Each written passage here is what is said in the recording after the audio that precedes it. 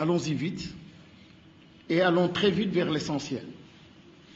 Et tout le monde est préparé à ce changement. Les élèves, les parents. Nous avons la chance aussi d'avoir un gouvernement prêt à procéder donc à des changements. Il parle de transformation systémique. Avant que les choses ne se refroidissent, c'est le moment ensemble d'engager ces réformes, d'avancer et d'avoir très vite des résultats. J'ai fait 1 mois à la tête de ce département, j'ai commencé par écouter, je continuerai d'écouter.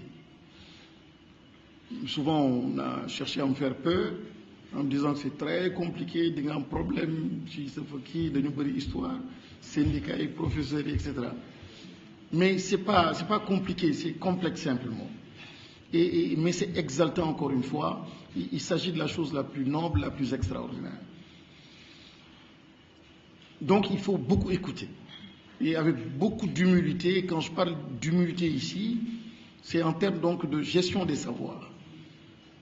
Toutes les communautés, et c'est pour ça que nous parlons beaucoup de sociétés éducatives, toutes les communautés doivent absolument participer à l'effort d'éducation.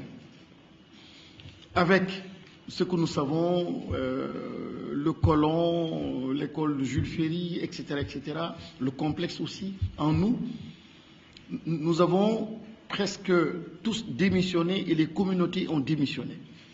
Et ont redonné la dignité de l'éducation et la fonction d'éducation. On a tous laissé cette fonction-là à la seule école conçue par d'autres. Aujourd'hui, il s'agit, et nous l'avons bien compris, que l'école doit être portée par toutes les communautés. Et toutes les communautés portent en elles-mêmes une forme d'intelligence. Et il faut, avec de l'humilité, écouter ces communautés-là, comprendre les savoirs enfuis au sein de ces communautés, les capitaliser et les reverser donc dans l'école. Et là, la diversité sera présente, les connaissances seront diversifiées et l'école ressemblera en fait à notre société, à ce que nous sommes et là où nous voulons aller.